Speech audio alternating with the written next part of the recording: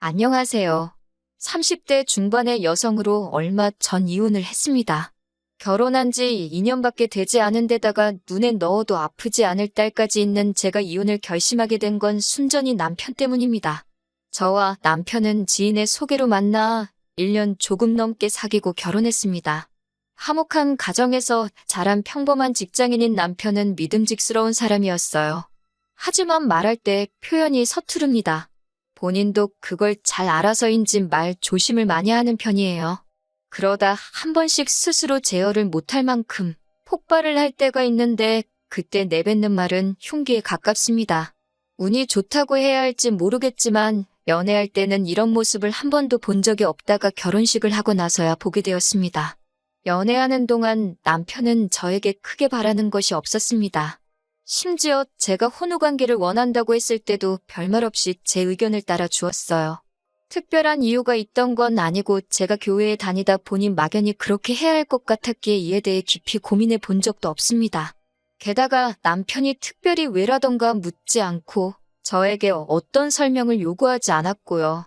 남편의 이런 태도도 제가 결혼을 결심할 때 크게 작용했습니다.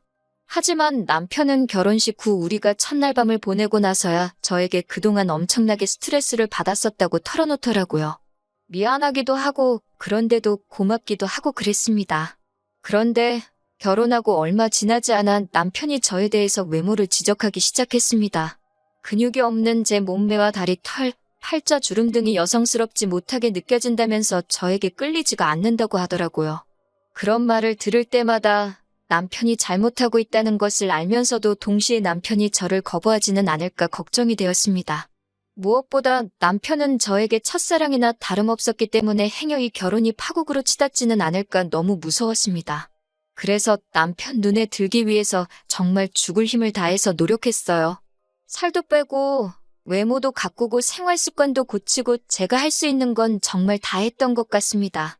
다행히 남편도 저의 그런 변화를 알아챘고 다시 부부 사이도 원만해졌습니다. 지금 제 사연을 듣고 계시는 분들은 뭐 그렇게까지 해서 사냐, 남편이 그렇게 잘났냐라고 물어보실 수도 있을 것 같아요. 사실 제 남편도 그렇게 훤칠한 인물은 아닙니다. 하지만 저는 남이 저에게 준 상처를 그대로 돌려주는 성격이 못 됩니다. 그리고 그 무렵에는 제가 어쩌면 남편을 더 좋아하고 있었는지도 모르겠습니다. 한 번은 남편이 샤워를 하러 화장실에 들어갔을 때예요. 남편의 핸드폰이 몇 차례 울리길래 급한 전화인가 싶어 확인을 하게 되었습니다. 남편이나 저나 원래 핸드폰 자금을 해놓지도 않고 딱히 서로 감시하는 것도 아니지만 숨기지도 않습니다. 그런데 이상하게 그날은 한번 확인을 해보고 싶은 기분이 들더라고요. 그렇게 남편의 친구 목록을 훑어보다가 정말 예쁜 여자를 발견했습니다. 다시 보니 저희 결혼식에도 왔던 인형같이 생긴 남편의 대학 동기더라고요.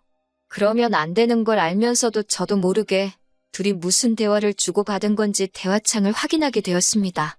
내용은 사실 별거 없었습니다. 남편의 대학 동기가 생일이었는지 남편이 생일 축하한다고 먼저 연락을 했더라고요. 그러자 그 동기가 생일 때 받은 선물이며 뭐 했는지를 상세히 말하며 자랑을 하더라고요. 그에 대해 저희 남편은 예쁜 여자랑 시간을 보내는데 그 정도는 써야 한다며 자기라도 쓰겠다고 동조를 하고 있더라고요. 그러자 그쪽 여자가 와이프는 별로야라고 묻더군요. 남편은 지금은 봐줄 만한데 처음에는 내가 왜 이런 여자랑 결혼했지 싶었다며 저에 대해 신랄하게 평가를 내렸더라고요. 차라리 저한테 대놓고 불만을 토로하는 것도 아니고 같은 여자한테 저를 그런 식으로 말했다는 게 분하고 자존심이 너무 상했습니다.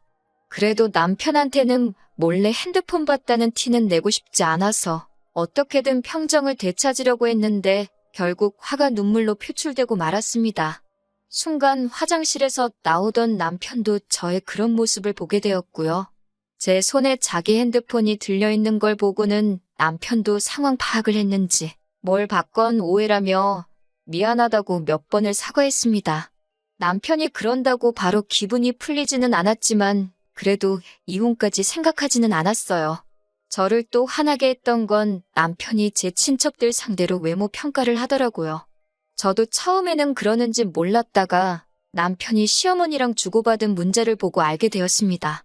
사실 일전에 여자 동기와의 대화에서 저에 대해 함부로 말한 걸 확인하고 난 후로부터 종종 남편의 핸드폰을 몰래 확인하게 되더라고요. 그러면 안 되는 줄 알지만 지금은 또 저에 대해서 무슨 생각을 하고 있을까 싶어서요. 그러다 낯익은 사진을 보게 되었는데 저희 결혼식 때 찍었던 친척들 사진이더라고요. 그 사진을 가지고 시어머니와 남편이 누구 닮지 않았냐 그런 대화를 주고받았더라고요. 그런데 그 비교 대상이 들었을 때 딱히 기분 좋을 만한 사람이 아니었습니다. 못생겼다 이런 적나라한 표현만 없었지 완전 비하하는 내용이더라고요. 물론 저희 친척들이 다 미남미녀는 아니고 남편이 말한 그 사람을 실제로 닮은 경우도 있었지만 그걸 남편과 시어머니가 둘이서 히히덕거리면서 이야기를 했다는 게 너무 모욕적이고 화가 나더라고요. 당장이라도 남편에게 따지고 들고 싶었지만 그러려면 핸드폰을 몰래 봤다는 걸 또 이야기해야 되기에 꾹 눌러 참았습니다. 없는 데선 나라님도 욕한다잖아요. 그나마 다행이었던 건 그 이후로도 몇 번 남편 폰을 살폈는데 그때를 마지막으로 저나 저희 가족의 생김새에 대해서 왈가왈부하는 건 없었습니다. 그래서 정신 좀 차렸나 보다 생각했고요. 그리고 얼마 지나지 않아 저는 임신을 했습니다. 그런데 제가 그동안 자기관리에 대해서 얼마나 스트레스를 받고 살았었는지 임신을 했다는 기쁨도 잠시였습니다. 바로 살찌면 어떡하지라는 걱정을 하기 시작했습니다. 나아가 피부도 망가지고 체형도 망가질 텐데 라는 쓸데없는 걱정들이 줄을 이었습니다. 그도 그럴 것이 남편 회사에 출산 후 복귀한 여직원이 있었는데 아주 퍼질대로 퍼졌더라며 남편이 흉보던 게 생각이 났거든요. 그런 여자를 데리고 사는 남편은 진짜 속이 터질 거라면서요. 저는 결국 임신 기간 내내 정말 식단과 운동까지 뭐 하나 손에서 놓지 못했습니다. 주변 사람들은 저더러 무슨 연예인이냐고 출산하자마자 어디 복귀작 찍으러 가냐며 농담을 했지만 다들 제 속사정을 몰라서 그런 거였지요. 제가 이렇게까지 노력을 하면서 남편을 놓지 않으려고 한 건 사실 친정부모님과 제가 사이가 좋지 않았기 때문입니다. 이혼을 하게 되면 제가 돌아갈 곳이 없었거든요. 친정아버지는 늘 밖으로 도는 분이셨습니다. 여자 문제로 늘 친정어머니를 힘들게 하셨어요. 그럼에도 불구하고 친정아버지가 경제권을 전부 쥐고 계셨기 때문에 친정어머니는 이혼을 꿈도 꾸지 못하셨습니다. 어떻게든 자식 잘 키워보겠다고 화병이 생기도록 참고 사셨습니다. 저도 그런 친정어머니의 희생을 잘 알고 있었기 때문에 늘 감사하는 마음으로 살았고요. 하지만 그나마도 친정어머니의 기대를 한몸에 봤던 언니가 친정부모님 마음에 안 드는 남자와 결혼을 하면서 그 불똥이 저에게 튀었습니다. 친정어머니는 그 이후로 이유가 어찌됐거든 조금이라도 기분이 나쁘면 저에게 화를 내고 상처를 주셨습니다. 심지어 친정아버지가 밖으로 도는 것도 제 탓을 하셨습니다. 제가 한마디라도 덧붙이면 그따위로 생겨먹은 게 문제라며 저를 비난하시는 것도 일쑤였어요. 물론 지금도 친정부모님과 왕래도 하고 그럭저럭 지내고는 있습니다. 하지만 상황이 그렇다 보니 저는 결혼 생활에서 오는 외로움과 남편의 부당한 대우 그 어느 것 하나도 마음 편히 털어놓을 곳이 없었습니다. 당연히 이혼은 차마 생각조차 할 수 없었고요. 그럼에도 불구하고 결국 아이까지 낳은 이 마당에 이혼을 결심하게 된 건 바로 산후조리원에서 남편의 더러운 민낯을 보게 되었기 때문입니다. 건강한 딸을 출산 후 산후조리원에 약 2주간 입원을 하게 되었어요. 그러다 하루는 낮잠을 자다 뭔가 쑥덕이는 소리에 잠에서 깼는데 남편이 누군가랑 통화를 하고 있더라고요. 더 자고 싶은데 귀에 거슬려서 한마디 하려다가 금방 끊겠지 싶어서 그냥 눈을 감고 있었어요. 그런데 오히려 남편의 목소리가 귀에 쏙쏙 들어오더라고요. 남편은 전화 상대에게 지금 산후조리원에서 한 20명 정도를 봤는데 봐줄 만한 여자는 한둘밖에 없더라며 낄낄거리고 있더라고요. 이어서 한다는 말이 우리 집 사람도 뭐 똑같지 못 봐줘 얼굴이 완전 썩었어라는 거예요. 저는 충격에 온몸이 부들부들 떨렸습니다. 제가 지금 괜히 이렇게 된 게 아니고 자기 딸 낳느라 고생해서 이런 건데 남한테 저를 그런 식으로 묘사할 거라고는 상상도 못했으니까요. 그때 남편이 전화를 끊으면서 저를 돌아보다 저와 눈이 마주쳤습니다. 남편은 제가 어디서부터 들은 건지 확인이라도 하려는 듯 제 눈치를 보더군요. 제 어디가 썩었냐고 물으니 그게 무슨 소리냐며 잘못 들은 거라고 저더러 미쳤냐고 그러더라고요. 그러면서 저에게 몸이 안 좋으니까 신경이 많이 예민해져서 헛소리를 들은 거라고 자기가 언제 그런 말을 했냐며 정색을 했습니다. 너무 뻔뻔하게 나오니까 순간 저도 제가 잘못 들었나 싶었어요. 하지만 저는 정상이었습니다.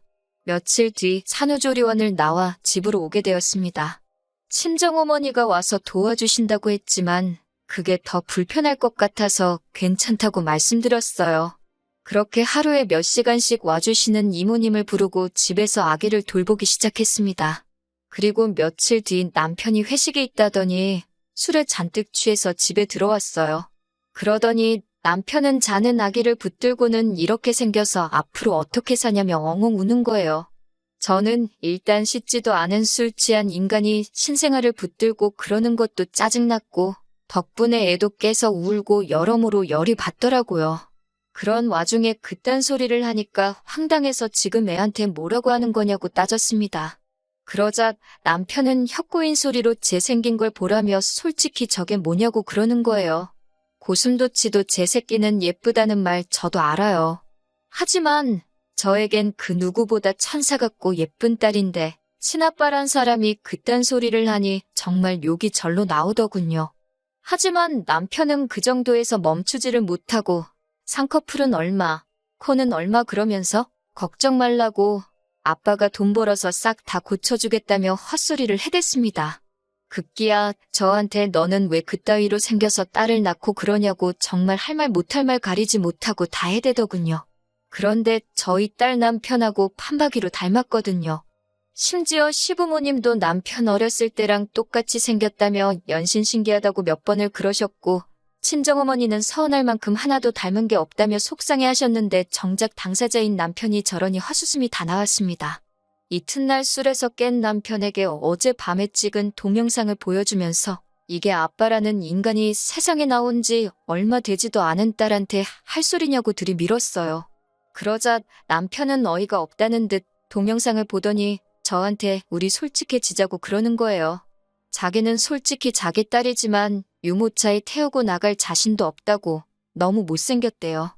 딸 얼굴만 보면 가슴이 답답하고 속이 상한다는 거예요. 제가 어떻게 애 아빠가 자식을 부끄러워할 수가 있냐고. 그러자 어차피 애가 듣는 것도 아닌데 자기 속마음 말도 못하냐면서 저더러 넌 자식한테 미안하지도 않냐고 그러더라고요. 뭐가 잘못인 줄도 모르고 계속해서 실언을 하는 남편을 보고 있자니 비로소 정신이 들었습니다. 남편의 사고방식은 완전히 썩어빠져서 재활용도 못할 쓰레기라는 거려. 이런 인간 밑에서 내 딸을 크게 했다가는 자존감, 자신감 다 잃고 자랄지도 모른다는 두려움이 들었습니다. 저는 더 이상 이런 인간과 가정을 이룰 수는 없겠다는 확신이 들었기에 그동안 가슴속에 품고 살았던 말을 다 내뱉었습니다. 당신은 뭐 볼 거 있는 줄 아냐고. 배만 불뚝 나와서 다리는 새처럼 가는 주제에 누가 누굴 평가하냐고? 그러자 지금 말 다 했냐며 한 대 칠 기세더라고요. 제가 그래 한 대 치라고 합의금이나 받아서 그 돈으로 성형이나 하게라며 막 들이대니 남편이 오히려 주춤하더라고요. 그리고 저는 친정언니에게 전화를 걸었습니다. 그래도 막상 상황이 이렇게 되니 생각나는 건 친정밖에 없더라고요. 언니는 그동안 무소식이 희소식이라 생각했는데 제가 연락을 해와서 놀랐다며 지금 바로 온다고 했습니다. 언니가 오는지도 모르고 남편은 계속 제 외모를 비하하면서 저와 실갱이를 하고 있었습니다. 저는 행여 남편이 애한테 해코치를 할까봐 하고 싶은 말도 못하고 언니만 기다리고 있었어요. 다행히 언니가 형부랑 같이 왔습니다. 막상 형부를 보자 남편은 쫄았는지 한마디도 못하고 있더라고요. 참고로 저희 형부는 키가 190에 몸도 좋고 왕년에 운동을 하던 사람이거든요. 형부가 남편을 손가락으로 밀치면서 남자가 몸이 이게 뭐냐고 관리 좀 하라고 해는 네가 낫냐고 툭툭 시비를 거는데 남편이 찍소리도 못하고 있었습니다. 너무 고소했습니다. 남편은 결국 A씨를 내뱉고는 잠바 하나 손에 들고 집에서 나가버렸습니다. 저는 그제서야 다리 힘이 풀렸고 언니에게 그동안 있었던 이야기를 털어놓았습니다. 그러자 언니가 그런 자식을 가만두냐면서 어디론가 전화를 걸더라고요. 변호사인 지인에게 물어보니 막말도 이혼 사유가 될 수 있다면서 제가 원하면 한번 싸워보자고 했습니다. 그렇게 저는 결국 이혼 소장을 남편에게 보냈고 장장 10개월의 싸움 끝에 제가 이기게 되었습니다.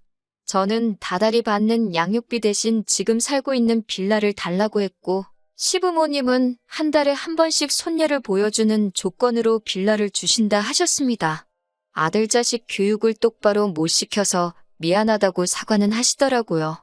그리고 더 어이가 없었던 건 제 남편이 그나마 성형을 한 얼굴이었더군요.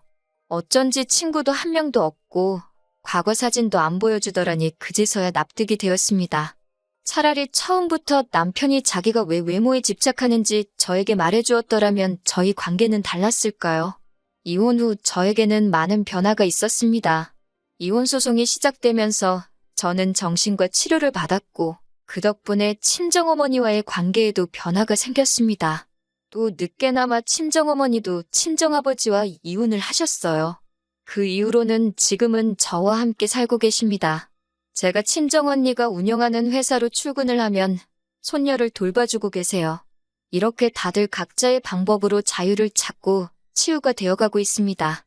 시부모님의 말씀에 의하면 남편은 지금 이혼을 후회하고 있다고 하지만 딱히 신뢰는 가지 않습니다. 아마 더 멋져진 제 모습을 보고 후회하는 거겠지요. 다음에 저에게 또 사랑할 수 있는 기회가 있다면 그때는 정말 제 외모가 아닌 내면을 봐주는 사람이었으면 좋겠네요.